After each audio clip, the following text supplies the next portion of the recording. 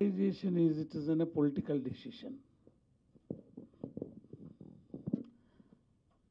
Public sector and privatization. Last time మూర్తితో మాట్లాడినప్పుడు ఈ డిబేట్లో కూడా ఆయన చాలాసేపు కన్విన్స్ చేశారు.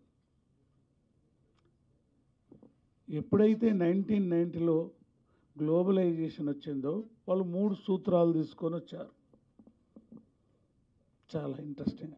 ద కల్చరల్ ఇన్వేషన్, సాంస్కృతికమైన దండయాత్ర చేయాలి. And second is economical invasion, ఆర్థికమైన దండయాత్ర చేయాలి. దెన్ పొలిటికల్ ఇన్వేషన్, అంటే రాజకీయమైన దండయాత్ర చేయాలి. అంటే సామ్రాజ్యవాదం యొక్క కొత్త రూపము ఒక గ్లోబలైజేషన్ అనే రూపంలోకి తీసుకొస్తాడు. ఈ ప్రపంచాన్ని పాలించే వాళ్ళు ఎప్పుడు యుద్ధమును మైండ్ గేమ్గా మారుస్తారు. కృష్ణుడు అంటాడు మహాభారత యుద్ధంలో, అర్జున ఇప్పుడు యుద్ధం మైండ్ గేమ్లోకి వెళ్దాం, ఎందుకంటే మనకు చిన్న ఫోర్స్ ఉన్నది కదా. ద పొలిటికల్ ఇది ఫస్ట్ ఫేజ్. సెకండ్ ఫేజ్లో ఏం చేసినారు? Structural violence. వైలెన్స్ మనుషులను చంపడం కాదు, ఓ స్ట్రక్చర్ను చేంజ్ చేయి. అండ్ ఎకనామికల్ వైలెన్స్, అంటే ఆర్థికమైనటువంటి హింస చేయి. వైలెన్స్ నువ్వు డైరెక్ట్ చంపితే ఏం లాభం? వాళ్ళు ఉండాలి, మనకు గిరాకీ కావాలి అంటే మనకు వాళ్ళు కొనేటోళ్ళు ఉండాలి కదా, పైసలు. అందరు చంపినాక ఏం చేస్తామని మీద. దో స్ట్రక్చరల్ వైలెన్స్ అంటే ఒక స్ట్రక్చర్ను మార్చేసాయి. చిన్న రోడ్డును చూడు హైవే రోడ్ చేస్తున్నామన్నాను, దానికి వరల్డ్ బ్యాంక్ నుంచి పైసలు ఇవ్వు. ఒకడేమో రోడ్డు పెంచాలంటాడు, ఒకడు వద్దంటాడు. దట్ ఈస్ ఒక స్ట్రక్చర్ను మార్చేసాను. So economical violence and then political violence, go for political violence అన్నాడు. మరి ఈ వైలెన్స్ అన్నట్టు మా జర్మన్లో ఉండి పుట్టి పెరిగొచ్చిన మా ఎమ్మెల్యే గారు చెప్పినట్టు ఒక మహా యోధుని కుమారుడు అంతర్యుద్ధం వస్తుంది అని ఒక పదం వాడాడు. అంతర్యుద్ధం వస్తుంది. అయితే ఇప్పుడు 3వ ఫేజ్లో ఏమన్నాడు? అంతర్యుద్ధం వస్తుంది కాబట్టే ఇటువంటి వాళ్ళు చెప్తాడు. అప్పుడు అన్నాడు cheap labour is my mother country. Yes, this is also my mother country, world is my mother country, everything is my mother country అంటాడు. Cheap labour is my mother country, market is my philosophy. This the most important thing చెప్తున్నాను. ఒక philosophy ఉండాలి దేనికైనా. రాజ్యాన్ని పరిపాలించాలన్నా, అధికారంలోకి రావాలన్నా, దాన్ని కూల్చాలన్నా ఒక తాత్విక పునాది ఉండాలంటాడు. ఇక మార్క్స్ లేని నేను చెప్తలేను, కృష్ణుడే చెప్తాడు. What is the philosophy? దాన్ని ఫిలాసఫీ లేకుండా యుద్ధం చేయలేవు. సో మళ్ళీ ఫైనల్గా దేనికోసం? Cheap labour is my mother country, market is my philosophy, profit is my god. That is the problem. వాడు లాభం కోసం ఏదైనా చేస్తాడు. Profit is my god, that is the globalisation.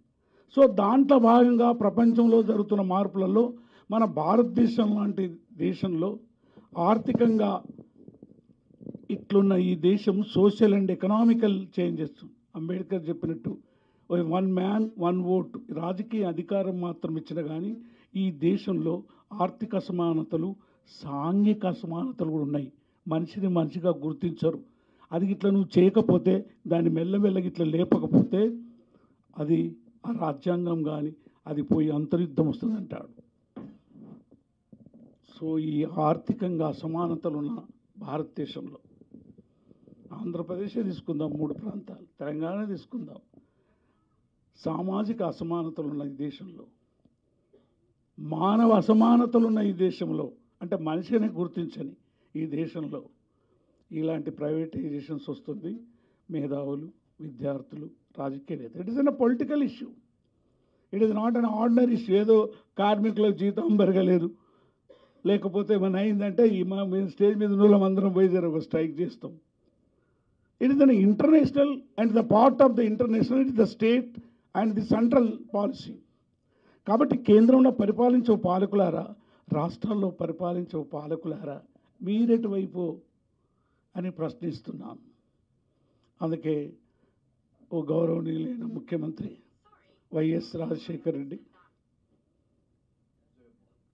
కుమారుడైన జగన్మోహన్ రెడ్డి గారు మరియు గౌరవనీయులైన మా ముఖ్యమంత్రి కేసీఆర్ గారు, ఈ తెలుగు ప్రజలందరూ కలిస్తే కదా మొత్తం తెలుగుదేశం అయితే తెలంగాణ అవుతుంది. అక్కడున్న ఎంపీలు ఇక్కడున్న ఎంపీలు కలిస్తే కదా 42 43 అవుతుంది. అప్పుడు నువ్వు సెంట్రల్లో వాయిస్ ఇవ్వగలవు. So go for unity.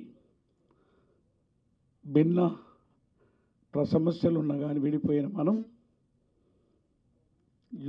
ఇటువంటి వచ్చినప్పుడు కలిసి రాజకీయంగా ఒక ఉద్యమం నిర్మాణం చేయాలని విజ్ఞప్తి చేస్తున్నాను. యువర్ ఎంపీస్ అక్కడ కలిస్తే మన మొత్తం తెలుగు ప్రజలకు కొంచెం ఉద్యోగం ఉంటుందని చెప్తున్నాను. ఆ పాట ఎందుకంత బాధగా ఉంటుంది మూర్తికి తెలుసు. మేమిద్దరం ఆ నదీ తీరంలో నడిచినప్పుడు అక్కడ అమరవీరులు ఎందరో ఉండేవాళ్ళు. మా మూర్తి హోటల్కి పోయి అన్నం కట్టుకొచ్చి మాకు పెట్టేవాడు. వాళ్ళంతా అమరులు అయిపోయారు. అందరికంటే ముఖ్యంగా మా బావ వంగపండు, అతని ఇన్ఫ్లుయెన్స్ చాలా నా మీద. అతని మొత్తం పాట అంతా ఇప్పుడు దాకా మనోడు చెప్తాడు నురుగులు ఇవన్నీ ఎట్టొచ్చినాయని. ఆయన చాలా సింపుల్గా చెప్తాడు. కూడు లేని రాజు అలా కూలల్లా అలా కొండ బలంతో అలు కొండలెక్కిరా అట్లా పాడతాడు. అరే కనుగుడ్లను వీకి వాడు లైటు చేసారా, వాడు నరాలన్నీ. అసలు ఎంత గొప్ప రాస్తాడో, అసలు ఎంత గొప్పగా ఉత్తరాంధ్రలో కాదు మా ఉత్తరం ఇంత గొప్ప రాస్తాడు. ఆయన మాకు బాగా పరిచయం. కాబట్టి సముద్రం పోయే వరకు మూర్తి గుర్తుకొచ్చారు, అమరవీరులు గుర్తుకొచ్చారు, మా బావ గుర్తుకొచ్చారు. అందుకే ఆ పాటలు నగాలో నాగానల్లో నగలో మేము పాడేది. మూర్తి వింటుండే మా బావ నేను. దండాలో దండామమ్మ గంగమ్మో ఓ వందనమో వందనమమ్మ గంగమ్మో ఓ నీ బిడ్డలము పసిగుడ్డులము మము ఒడ్డుకు చేర్చు గంగమ్మ హైలెస్స హైలెస్స అని పాడేవాళ్ళం. ఆ ఉత్తరాంధ్రలో తిరిగాం. అలా శ్రీశ్రీ మహాకవితోటి ఉన్నాం. అందుకే మూర్తి గుర్తుండాలి. ఎందరో అమరవీరులు అయిపోయారు, ఆంధ్ర యూనివర్సిటీలో చనిపోయిన వాళ్ళు. అందుకే మిత్రులారా, ఈ రాజకీయమైన సమస్యని రాజకీయంగానే పరిష్కరించాలి. ముఖ్యంగా తెలుగు ప్రజలందరూ ఇంతకుముందు మా ఎమ్మెల్యే గారు చెప్పినట్టు ఇది వాళ్ళ సమస్య కాదు, ఒక విశాఖపట్నంలో సమస్య, ఒక జగన్ సమస్య కాదు. Entire Telugu people has to come again. ఒక్కటి కావాలని నేను పిలిపిస్తున్నాను. తెలుగు జాతి మొత్తం, తెలుగు ప్రజలలో తెలంగాణ ప్రజలు మొత్తం అందరూ కార్మికులందరూ ఏకం కావాలి. ఈ మొత్తం ప్రజలు ఏకమై, మొత్తం కార్మికులు ఏకమై ఒక్కరాజు నిశ్శబ్దంగా ప్లీజ్ స్టాప్ ది ప్రైవేటైజేషన్ అంటే ఆగిపోతుందని చెప్తూ ముగిస్తున్నాను. వందనాలు.